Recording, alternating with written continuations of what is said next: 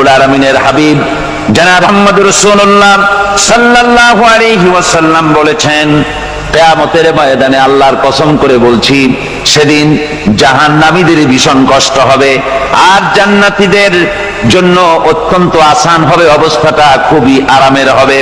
নবীজি বলেন, এক ফরজ নামাজ, এক ওয়াক্ত ফরজ নামাজ আদায় করতে যে সময়টুকুন লাগে, কিয়ামতের মাঠের এই সময় এত বড় বিরাট লম্বা সময় জান্নাতীদের জন্য এরকম হালকা হয়ে যাবে। সুবহানাল্লাহ। হযরত আবু সাঈদ খুদরী রাদিয়াল্লাহু তাআলা আনহু হাদিস খানা বর্ণনা করেছেন, এক ওয়াক্ত নামাজ, একটা ফরজ নামাজ পড়তে যতটুকুন সময় লাগে এতটুকুন সময়ের ভেতরে জান্নাতীদের কারবার শেষ হয়ে যাবে। সুবহানাল্লাহ হামদি। আর ওদের কারবার তো শেষই হবে না। وَيَوْمَ تَشَقَّقُ السَّمَاءُ بِالْغَمَامِ وَنُزِّلَ الْمَلَائِكَةُ تَنزِيلًا। ওরা ফেরেশতা দেখতে চায়, সেদিন আসমান সমূহ বিদীর্ণ হয়ে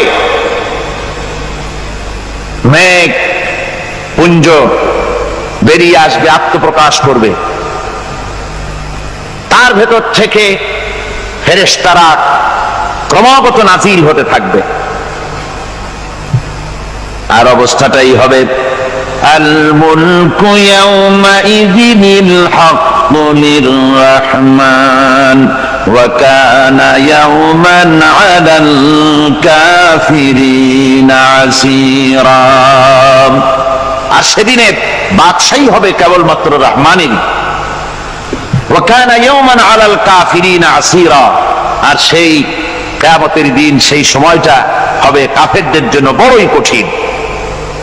এখানে কিয়ামতের কিছু কথা বলা হচ্ছে, কিছু আভাস দেওয়া হচ্ছে যে আসমান সমূহ বিদীর্ণ হয়ে মেঘ পিণ্ড বেরিয়ে আসবে এবং তার থেকে ক্রমাগত ফেরেশতারা নাজিল হতে থাকবে। আল্লাহর হাবিব বলেছেন, কেউ যদি কিয়ামতের দৃশ্য দেখতে চায় সেজন্য সূরা ইযা শামসু কুবিরাত ওয়া ইযা সামাউ ফাতারাত, ইযা সামাউ শাক্কাত, এই সূরাগুলি যেন পড়ে, তাহলে কিয়ামতের দৃশ্য তার চোখের সামনে প্রতিভাত হবে। কিয়ামতের দৃশ্যটা আসলে কেমন হবে সেই সূরাগুলি তেলাওয়াত করলে সে বুঝতে পারবে। যেমন আল্লাহ পাক বলছেন, إذا السماء انفطرت وإذا الكواكب انتثرت وإذا البحار فجرت وإذا القبور بعثرت। যখন আকাশসমূহ চূর্ণ বিচূর্ণ হয়ে যাবে আর তারকাসমূহ বিক্ষিপ্ত হয়ে পড়বে, সমুদ্র মহাসমুদ্রগুলি দীর্ণ বিদীর্ণ হয়ে যাবে, কবরগুলি সব উদ্গীরণ করে দেবে, তার মধ্যে যা আছে সে সবগুলি। আবার আল্লাহ পাক বলেন, ইযাশ শামসু কুবিরাত ওয়া ইযান নুজুমুন কাদারাত ওয়া ইযাল জিবালু সুয়্যিরাত। সূর্য যখন ঢেকে যাবে, তারকাগুলি যখন বিপর্যস্ত হয়ে যাবে আর পাহাড়গুলি যখন চালিয়ে দেওয়া হবে, এই দৃশ্য তোমরা দেখতে পাবে। فإذا النجوم طمست وإذا السماء فرجت وإذا الجبال نسفت। সেদিন অবস্থা এমন হবে, সমস্ত তারকাগুলি স্তিমিত হয়ে যাবে আর আকাশসমূহ দীর্ণ বিদীর্ণ হয়ে যাবে। আর দেখতে পাবে পাহাড়গুলি, সমস্ত পাহাড়গুলিকে উড়িয়ে দেওয়া হবে। আবার অবস্থা আরো কি হবে, فإذا برق البصر وخسف القمر وجمع الشمس والقمر।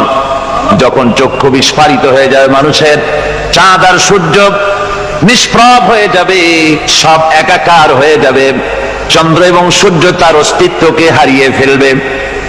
শুধু তাই নয়, ওয়াহুমিলাতিল আরদু ওয়াল জিবালু ফাদুক্কাতা দাক্কাতাও ওয়াহিদা। জমিন ও পাহাড়গুলির মধ্যে সংঘর্ষ লাগিয়ে দেওয়া হবে আর তা এক ধাক্কায় জমিন এবং সমস্ত পাহাড়গুলি চূর্ণ বিচূর্ণ হয়ে যাবে। সুবহানাল্লাহি ওয়া বিহামদিহি। আল্লাহ রাব্বুল আলামিন বলছেন, এইভাবে করে কিয়ামতের দৃশ্য বিভীষিকাময় দৃশ্য তোমরা দেখতে পাবে। আর সেদিনের রাজত্বটা কার হবে? আল মুলকু ইয়াউমাইযিনিল হাক্কু লিররহমান, সেদিনের রাজত্ব হবে কেবলমাত্র রহমানের। অর্থাৎ যেসব কৃত্রিম বাদশাহী দেখে তোমাদের চোখে ধাঁধা লেগে গিয়েছে, তোমাদেরকে দুনিয়ার বাদশাহী দেখে তোমরা ধোঁকায় পড়ে গিয়েছো, এসব বাদশাহী কিছুই টিকবে না সেদিন। সেদিন শুধু বাদশাহী থাকবে একমাত্র আল্লাহ পাকের। কার থাকবে বাদশাহী?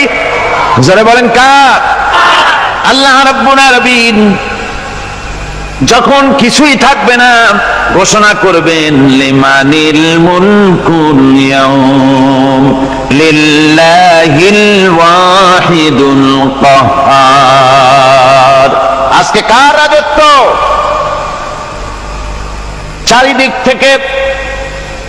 থেকে আওয়াজ আসতে থাকবে পরাক্রমশালী আল্লাহ রাব্বুল আলামিনের রাজত্ব। আর কারণ নয়, হাদিস শরীফে এসেছে, বুখারী মুসলিম শরীফের হাদিসে এসেছে, আল্লাহর নবী বলেন আল্লাহ রাব্বুল আলামিন তখন তার এক হাতে আকাশ মণ্ডলীকে ধারণ করবেন, আর এক হাতে জমিনকে ধারণ করবেন। আকাশ মণ্ডলী এক হাতে, জমিন এক হাতে। এভাবে আল্লাহ রাব্বুল আলামিন বলবেন আইনাল জাব্বারুন আইনাল মুতাকাব্বিরুন। কোথায় সেই স্বৈরাচারীরা? কোথায় সেই দুর্বিনীত অহংকারী স্বৈরাচার যারা আমার জমিনের উপরে, আমার মানুষের উপরে রাজত্ব চালিয়েছে? তারা আজকে কোথায়? কোথায় সেই অহংকারীরা? আল্লাহ পাক সেদিন যে বলবেন, সেদিন তো বলবেন, কিন্তু দুনিয়ার মাঝেও স্বৈরাচার যারা, অহংকারী যারা, তাদের শাস্তি পৃথিবীর বুকেও দেন। আর সেদিন তো দিবেনই। কত স্বৈরাচার আমরা দেখলাম, কত অহংকারী দেখলাম, যাদের তর্জনী হেননে লক্ষ কোটি কোটি মানুষ উঠতো আর বসতো। তাদের জিল্লাতির সঙ্গে আল্লাহ রাব্বুল আলামিন কতজনকে বিদায় করে দিলেন। ফুলের মালা নিয়ে কুলাতে পারে নাই, পা থেকে শুরু করে গলা পর্যন্ত ফুলের মালা দিয়া ডুবাই দিল ভক্তরা। আবার আল্লাহ রাব্বুল আলামিন এমন শাস্তি দিলেন, ফুলের মালার পরিবর্তে জুতার মালা নিয়ে জেলের মধ্যে ঢুকাইয়া দিলেন।